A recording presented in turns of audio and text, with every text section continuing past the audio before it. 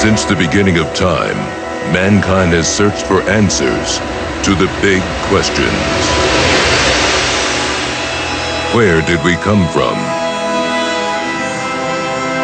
Are we alone? But today, you will be asked to answer the ultimate question. Who lives in a pineapple under the sea? The Spongebob Squarepants movie. Hooray! It's been called a minor masterpiece. And what's that supposed to mean? It's on over 150 critic top 10 lists. Bingo. Well, it's bigger. It's a huge story. You don't mean? I can't tell you what's going to go on. I'm ready. I'm ready. I've exhausted every evil plan in my filing cabinet from A to Y. Evil is being perpetrated by Plankton. Plan Z. Plankton has taken over Bikini Bottom. This Plan Z can't possibly fail! It's evil. It's diabolical. It's lemon-scented. Everything is riding on SpongeBob and Patrick just because they're the last people left. Hey, I thought you didn't have a driver's license. You don't need a license to drive a sandwich. The movie has everybody's favorite characters in it. There's SpongeBob, of course, Patrick, there's Mr. Krabs, Squidward, Sandy, Plankton is all over the movie. And we were really happy that we got some great guest voices doing new characters. Alec Baldwin plays a hitman that is trying to take out Patrick and SpongeBob throughout the movie. Name's Dennis. I've been hired to kill you. Scarlett Johansson plays Mindy, the daughter of Neptune, the king of the sea, who is played by Jeffrey Tambor. I'm tired of you stalling this execution. Neptune is somebody who is very bossy, caused by his baldness. It's not bald. It's thinning. I've never been bald. Thinning! But if I were bald, it would be terrible. But I'm not bald. This is Spongebob Squarepants, the movie. This is take one, and you are rolling. The sessions for the voice recording have always been my favorite part of the SpongeBob process. All right, ready? It's endlessly fun and entertaining. Are you crazy? I was just gonna tell you that your fly is down. We have so much fun and getting people together to do the sessions, so we're not working alone. We get to play off each other, which is such a big difference. It's a lot of fun because there's such a great deal of camaraderie. Great people, funny people. I mean, when people are acting in the SpongeBob movie, they're waving their arms and they're yelling and they're really giving it everything they got.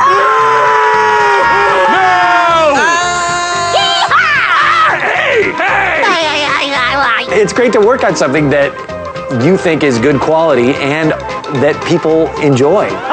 Moving on. Another great thing about the movie is that we get to see SpongeBob come above the surface of the water into the real world, and he and Patrick meet up with a very special live-action guest star. And roll it, please. When you're in trouble, either in the water or near the water, there's only one guy that would be on my speed dial, and it's the great David Hasselhoff. And action! Patrick and SpongeBob need to get along on their journey, and David Hasselhoff helps them. I take him in the water like Turbo Man. And they go, yay, and they ride my back out to sea. Gotta love it. Another day at the office. We're standing by a likeness of me on the set of the SpongeBob movie because we're actually using this in the picture. This is a 12-foot, 700-pound David Hasselhoff replica with hair from a yak. SpongeBob is a movie for everybody. It's a movie that's a fantasy. SpongeBob has always been great because it appeals to 2-year-olds up to 50-year-olds, and it's fun. Oh, yeah. This movie, it's amazing. Why? It's a road movie. What? It's a great road movie done within the framework of some incredibly creative adventures. I will rule the world! I think the audience is going to love it because it's inherently SpongeBob. It's just that much more adventurous. It's a feel-good movie, it sounds like. And it's really funny. Bigger, squarier, spongier. The Spongebob Squarepants movie.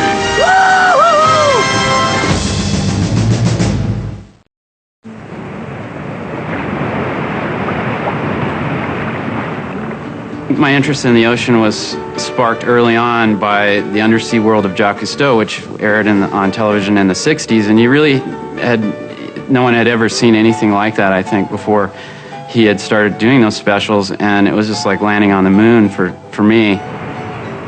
So after college, I got a job at what was called the Orange County Marine Institute, and now is known as the Ocean Institute in Dana Point, California. Harry Helling, the director, asked me to do a comic book about tide pool ecology. And so I came up with this idea of doing this comic book called The Intertidal Zone.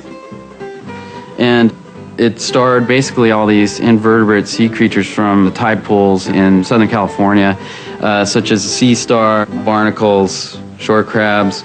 And actually the host was a sponge named Bob, but not like SpongeBob. He was a natural-looking sponge. I reached a point at the Marine Institute where I was more interested in creating things and painting and sculpting. I started using motors and parts from old toys and sort of cannibalized these things into sculptures. I have one right here. This one is this dog that I made out of some motor from some toy. He actually barks a little bit. He's a little bit old right now, so he's sounding tired. I actually went up to CalArts and brought all my paintings with me. I had no animation experience and no films. And I met with Jules Engel, who is the head of the experimental animation program there. And he looked at my work and said, "You belong here," immediately. And it totally changed my life. My thesis film was called Wormholes, and that was funded by the Princess Grace Foundation. Wormholes was an attempt to depict relativity in a poetic way. I was trying to present this kind of complex scientific idea in a way that was easy to understand. I had a film accepted into the Ottawa Animation Festival. So I went to a screening of Wormholes, and I love the style, but it was extremely cerebral and conceptual and warped. Joe Murray, who's trying to put together the show Rocko's Modern Life, was looking for directors, which was a dream job for anybody that likes animation. We worked from outlines. Rocko was storyboard driven, which is another thing that appealed to Steve. That style of writing was the way many of the earlier Warner Brothers cartoons were written, and many others, probably Fleischer, these things where they didn't follow a script. There was one in particular that had a story of, it was undersea, actually, episode where fish are fishing for fishermen, and he came up with that. Working on the last season, I remember I was talking with writer Martin Olson about shows and funny animal shows, and so I really thought I don't really have an idea that I'd want to torture myself over for several seasons. And then Martin was looking at the Intertidal comic that I had, and he said, "What, are you crazy? This is your show right here." So I thought I'd like to do a show about an innocent, sort of like a Jerry Lewis Under the Sea kind of thing. I started to think, well, what undersea creature would represent this? And so I just started drawing undersea animals, and I came across the sponge.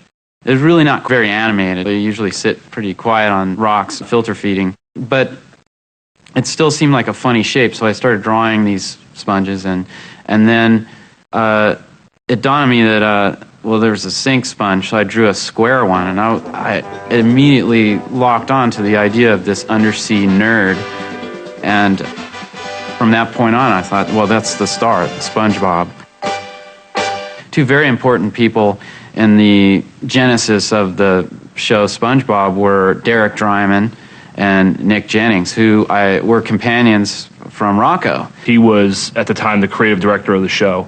And so that's the first time we got to write together and work together. Steve called me up and said that he was putting this pitch together and he needed a little bit of a couple of paintings to sort of lock in visually what's going on for the background style. I actually hired those guys to come over to my house and help me develop this pitch Bible, which is what most people, when they pitch an animated show, they come up with some kind of information about the design and the concept and story ideas.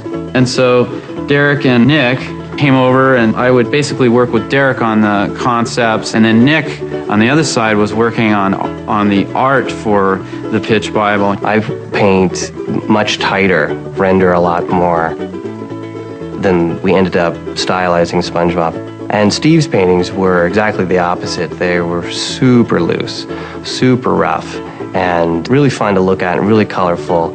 It took a while for me to sort of get into that sort of idea of keeping looser and, getting as loose as possible.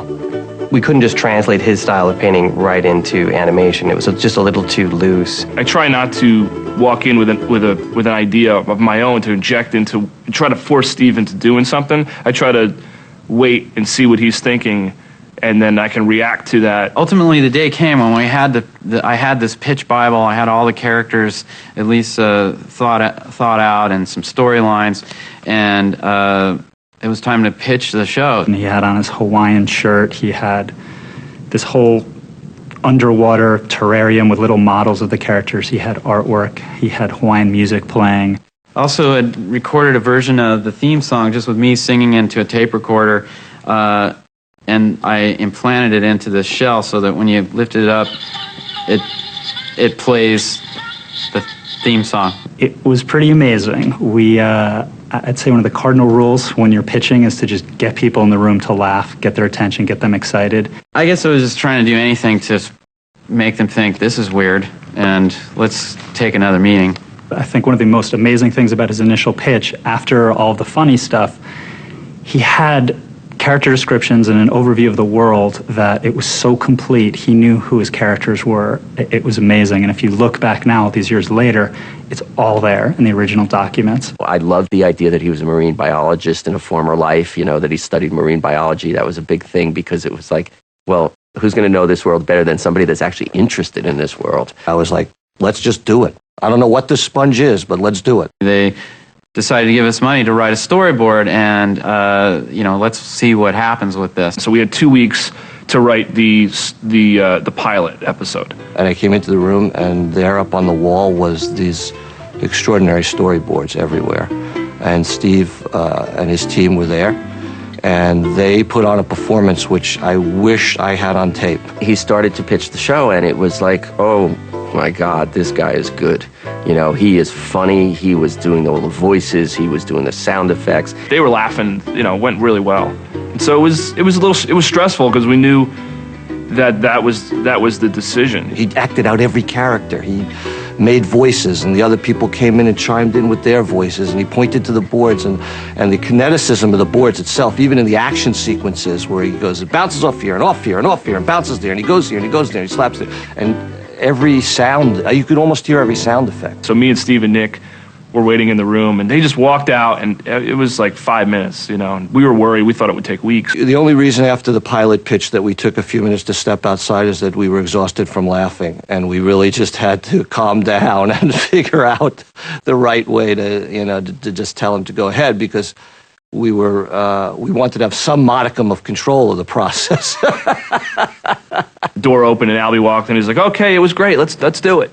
So after we finished the pilot, they aired it to several people, Nickelodeon and test groups.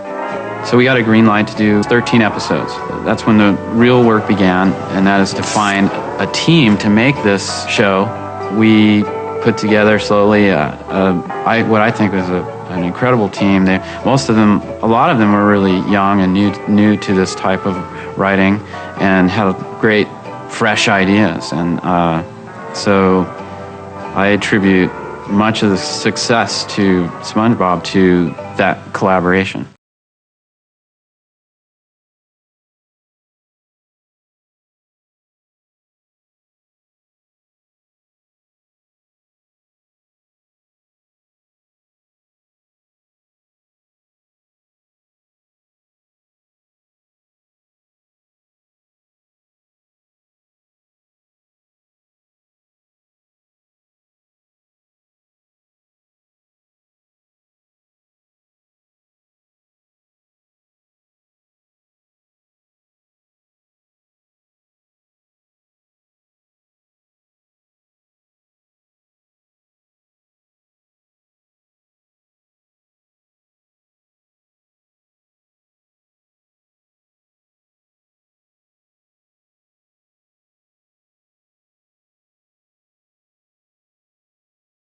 here's what's new from Nickelodeon.